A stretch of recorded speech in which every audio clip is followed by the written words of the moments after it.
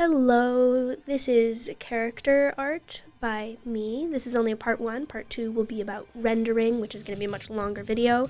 But let's get right in with these are my very basic shapes that I draw when I'm kind of planning the poses for a character. This has really nothing to do with the actual character design other than, the character's size and maybe height. And also, you can kind of with these gestural drawings, you can kind of signify age a little bit if you want to change the shape of the head or the size of the head compared to the body, because if the character is younger, they will usually have a bigger head compared to their body.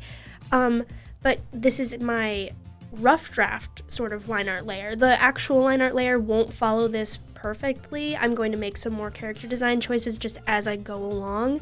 To see what looks better. You see I draw this character with long hair here, but then in my actual line art layer I'm going to give them short hair because I actually changed my mind midway through the final line art layer and decided that this character is actually male instead of female.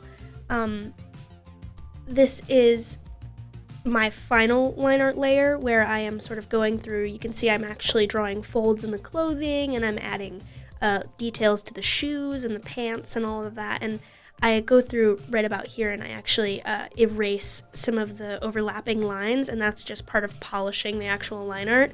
I decided that the bottom of the shirt didn't look quite how I wanted it to, so I go back and I change it. And I also ripped off this character's hand because drama. And I go through and I change this pirate's face quite a lot more. This is actually the finished sketch. Next, I'm going to show you some of my other, character designs. I try to, in a lot of them, take the base layer liner and actually put it to the side so that you can see the difference between what it starts out looking like when I'm just doing the gestures and the shape of the character, and then when I add, personality and clothing and shading and all of that. And you can see this clown is covered in blood for some reason. I take a lot of joy in kind of telling a story with just one drawing. One thing that's very helpful with learning character design is copying other people's character design. This is my own drawing of a character from a show that I very much like. This is Stolas from Helluva Boss. I love his design. I think it's so creative. He is an owl demon, and I really, really admire the way that they designed him. So that's just me, doing it in my own art style, of course. There's no shame in if you wanted to reference directly somebody's art style, if you wanted to learn how to emulate it a little better. These are just some sketches of a Dungeons & Dragons character that I've been playing for a good 2 years now.